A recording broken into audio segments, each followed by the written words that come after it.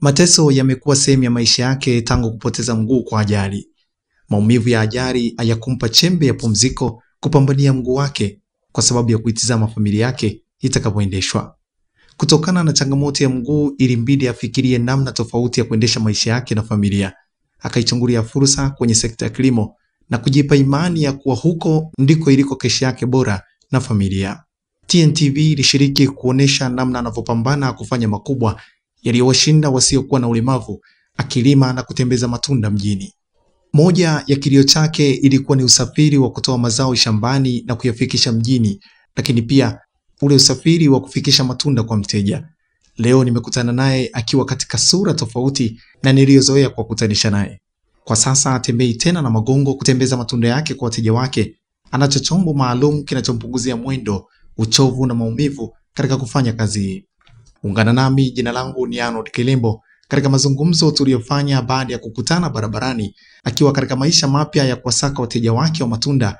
Hii ni TNTV, usisahau kubonyeza neno subscribe, kulike, kushare na comment. Karibu. Bwana Abdu, hongera sana. Asante sana kaka. Na kuona katika muonekano ambao of course unajibu kile ambacho ulikuwa unakitafuta. Ndio. Kulikoni? Mungu, lakini pia kumlilia sana pasipo kuchoka, lakini pia na kuendelea kujituma zaidi. Na wewe kwa miongoni mwao wa wale ambao walikuwa wananitia moyo kwamba nisikate tamaa na nizidi kumuomba Mwenyezi Mungu katika kile ninachokiomba. Ndio maana unaona mabadiliko haya ambayo yapo leo. Ilikuwa kwaje? Ni yale mafanikio ya kile ulichokuwa unakifanya, kwa maana kwamba kutunza 1000 kwa siku kama ulivyotuambia, au kuna mtu alijitokeza na kusaidia? Hapana. Ni mtu alijitokeza baada ya kuona jitihada zangu kwa muda mrefu, na ni mtu ambaye sikutegemea kwamba anaweza kuwa ananionea huruma kwa kile ninachokifanya kwa kiasi ambacho cha kutoa kifaa saidizi hiki. Kwa hiyo katika alivyokuwa ananifuatilia kwa kipindi kirefu kutokana na jitihada zangu, lakini pia na kuguswa na Mwenyezi Mungu, ndo aliamua kutoa msaada huu nisaidie katika shughuli zangu, na akiniombea nitoke hapa nisonge mbele zaidi. Ilikuwa kwaje siku hiyo? Mimi nakumbuka ni mtu ambaye yupo tulikuwa hatuna ukaribu sana, ila nakumbuka aliniambia kwamba hongera kwa jitihada ambazo unaonyesha, lakini pia sisi kuna kitu ambacho kinatufunza kila siku tukikuona, hata kwa wale ambao wengine tunawaona vijana wapo mtaani wanakaa. Kwa hiyo kuna namna ambavyo unatugusa. Akasema ipo siku nitakwambia kitu. Kwa hiyo akaniomba namba ya simu, mimi nikampa namba ya simu, nikaondoka. Siku ya siku akaniita, aliponiita akaniambia nilikuwa nakuhitaji siku yoyote utakayokuwa na nafasi uje. Akatoa zawadi kidogo akanipa. Si dogo, alitoa zawadi ambayo sikutegemea. Kwanza nikaishi mimi katika nafsi yangu nikahisi kwamba wenda hicho kwa ananitia ni kile. Lakini baada ya siku tena nikamwambia siku kwamba sikufanya ndio naweza nikawa na muda. Nilipofika kwa kweli sikuamini machooni mwangu. Ndio niliona ananipeleka store, ananikabidhi hiki kifaa saidizi. Kwa kweli sikuamini na mpaka leo nashindwa ni namna gani naweza nikamshukuru. Na ni mtu sasa, uone maajabu, ni mtu asiyetaka kujulikana kwamba yeye ndiye aliyefanya. Kuna wakati natamani kumsema, lakini kwa sababu yeye hataki kujulikana na kaa kimya. Lakini namshukuru Mwenyezi Mungu, namuomba amjalie kila lililo jema na kila heri hapa duniani hata na hela baadaye. Ilikuwa kwaje baada ya kuonesha kifaa hiki, na ukikumbuka majuto na mateso uliokuwa unapitia katika kutembeza bidhaa zako au matunda yako kwa mguu, ukitembea mji mzima huku miguu na mikono ikizunguka na kuumia kwa sababu ya aina ya namna ulivyo, ulijisikiaje siku ilikuwaje ulipoona anakabidhiwa kitu kama hiki? Kitu cha kwanza nilitetemeka sana. Lakini baada ya hapo nikajikuta naanza kulia na yeye akaanza kulia, na mwisho wa siku yeye kwa kuwa alikuwa na ujasiri kidogo zaidi yangu akaanza kunibembeleza, akanikabidhi kifaa hiki saidizi. Basi akanitakia kila la heri, lakini bado akachukua amana kidogo ya kwamba hiki kifaa saidizi kiendelee kufanya kazi kwa mkono wake wa kuendelea kupata mali hata za kuweka humu hata zisipotoka shambani.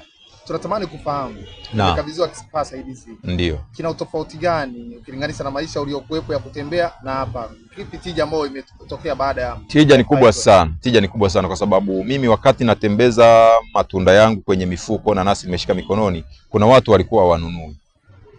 Walikuwa wakubali kununua. Lakini leo wanakuja wananunua. Na wateja wameongezeka, lakini pia kimenisaidia kwenda sehemu nyingi tofauti kwa siku moja. Kwa leo ukiangalia asilimia kubwa ya mji wetu wa Bukoba na uwezo wa kuzunguka sehemu kubwa kwa siku moja. Tofauti na pale ambapo nilikuwa inanibidi leo kama naenda Kashai nitazunguka Kashai tu, lakini pia natumia gharama kubwa ile ya kuzunguka ya kutafuta kijana wa pikipiki nitoe hapa nifikishe pale niweke tu mzigo chini nitoke nianze kuzungusha, labda naelekea tena Mafumbo namtafuta kijana wa pikipiki, au nataka kwenda Rwamishenyi namtafuta kijana tena. Kwa hiyo nilikuwa natumia gharama kubwa ya usafirishaji, tofauti na sasa ambapo kidogo gharama zile za usafirishaji zimepungua, lakini pia sichoki tena kama mwanzo. Umeelewa? Lakini pia mali zangu zinaonekana ni kitu gani na kiuza, ni kitu gani niko nacho. Lakini pia imenisaidia naweza nikauza vitu aina ya matunda kama 5, 6 mpaka 7. Lakini pale ilikuwa inanibidi kama nauza nanasi ni nanasi tu, kwa sababu siwezi kuchanganya na mzigo mwingine kutokana na ubebaji wake kuwa mgumu. Umeona? Kwa hiyo leo unaona hili container naweza kuweka vitu vingi tu. Naweka nanasi, naweka mfano machungwa, machenza, limau, matunda yetu ya asili. Leo ni kwa sababu nilikuwa na machenza tu peke yake ndio nilikuwa nimeamua kutembea nayo. Kwa hiyo utaona kidogo ili ni kama duka linalotembea. Ndio. Unaziona ndoto zako zile ulizoziamini kwamba ipo siku moja na mimi nitaishi kwenye maisha ambayo ni huru ya kuanza kuingiza kipato pasipo kuumia zaidi kama ulivyokuwa unapitia? Hii ni ndoto tayari ambayo imeanza kutimia na nyota imeanza kuonekana na mafanikio yameanza kuonekana, kwa sababu mfano hata ukiangalia hapo nyuma tayari kuna jina linaitwa Minasi ambayo ni kampuni ambayo inaenda kuja kusajiliwa katika BRELA. Nimeshatafuta jina ambalo linaitwa Minasi pale, nimebandika bango. Hilo si kwamba itaishia kwenye jina. Kwa hiyo tayari niko kwenye harakati za kutafuta wasaidizi, lakini pia na mimi mwenyewe kujichanga kusajili hili jina BRELA ili niweze kuanzisha kampuni ndogo ambayo itakuja kuwasaidia hata watu wengine na mimi. Lakini pia kupitia hapa saizi nakumbuka mwanzo nilikuwa na kijana mmoja ambaye alikuwa anasaidia shambani, lakini leo wamefika vijana 4 ambao mimi sasa muda mwingi nakuwa katika kutafuta 100-200, wao wako mashambani. Kwa hiyo na mashamba saizi yanaendelea kupendeza na kuongezeka pia, ili tuongeze mzigo wa kuwa unaingia mjini kila siku, kwa sababu tumeshakuwa na nyenzo ya kuweza kuwafikia wateja wetu kiurahisi sana. Minasi ni kampuni ambayo itahusika na nini hasa? Minasi ukiangalia neno Minasi limelenga mazao makuu mawili.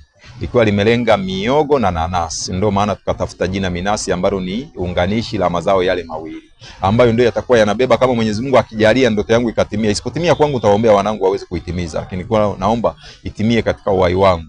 Itakuwa ni kampuni ambayo itakuwa inazalisha miogo na nanasi na kusindika au na kupaki na kuuza. Ndio ndoto yangu jinsi ilivyosimama mpaka leo. Mimi kwanza nafarijika ninapokutana wewe ukiwa kwenye hatua ya maendeleo kiasi. Ndio.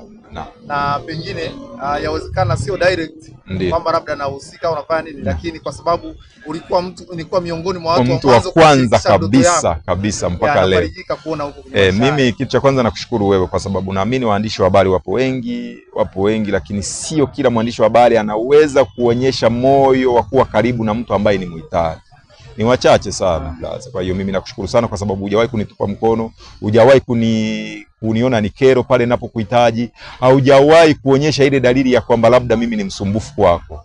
Hata labda kama ikitokea hutaki kunionyesha moja kwa moja, ila nakushukuru sana. Mungu akubariki na akuzidishie pia, hata pale nitakapokuhitaji na kuomba karibu sana, na mtakaponihitaji niko tayari. Namna ambapo kifaa kimepandisha pandisha morali kubwa sana ya kuweza kufanya kazi kwa bidii, kwa sababu kama huyu ameniona kwa namna ambavyo nilikuwa napambana akaweza kutoa kifaa hiki saidizi, inabidi leo nipambane zaidi, niongeze morali ya kufanya kazi hili na wengine waweze kuona namna ninavyofanya kazi na maendeleo yangu waweze kuwa nayaona. Leo ni mtu ambaye siwezi kuficha maendeleo yangu. Mimi ni mtu ambaye sipendi sana kuficha maendeleo yangu, ili na wengine wavutiwe, walemavu kama mimi, na wao wajitume zaidi na waweze kukutana na watu ambao ni sahihi kutoka kwa Mungu, na wao waweze kuwasaidia na waweze kufika mbali zaidi. Lakini mimi leo nimeongeza morali kubwa sana, na nafanya kazi kuliko pale nilipokuwa nafanya mwanzo.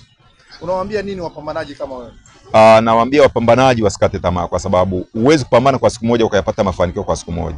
Mapambano yanahitaji muda, na ili na watu waweze kuona huko serious, hata wafadhili waweze kuja kufadhili, wanataka waone jitihada zako. Kwa hiyo na vijana ambao wako wanapambana wasikate tamaa kuona kwamba labda kwa nini hawafanikiwi kwa muda mfupi, wakadhani sana. Kumbuka mimi na wewe tumeanza mwaka 2020. Wewe mwenyewe ukiwa unatoa nauli za kutoka kijijini kuja mjini kurudi na kufanya hivi. Ijapo leo mtu atatoka huko atasema maneno ambayo ni ajabu sana, lakini wewe mwenyewe ni shahidi namna gani wakati ule hali niliyokuwa nayo ilivyokuwa ngumu kuliko kuelezeka. Na kipindi cha katikati unajua hali niliyopitia, lakini sikukata tamaa, ukaendelea kunitia moyo mpaka leo nimefika hatua hii. Umeona? Kwa hiyo kila mtu anayepambana asikatishwe tamaa na mtu yule ambaye atamletea maneno ya kumkatia tamaa. Bali atakapoona huyu mtu anaweza kumkatia tamaa, vunja ukaribu naye, vunja mahusiano naye, kaa mbali, fanya kile ulichokilenga katika akili yako kwamba siku moja nitafika sehemu fulani. Kwa hiyo nawakaribisha sana wateja. Mimi siwaiti naweza kuwaita wateja, lakini nawaita kama watu ambao kama sijui nitumie jina gani, yani wateja ambao wanakuja kwangu kununua. Mimi nawachukulia kama watu ambao nashindwa niseme. Yani nikiwaita wateja naona haitoshi.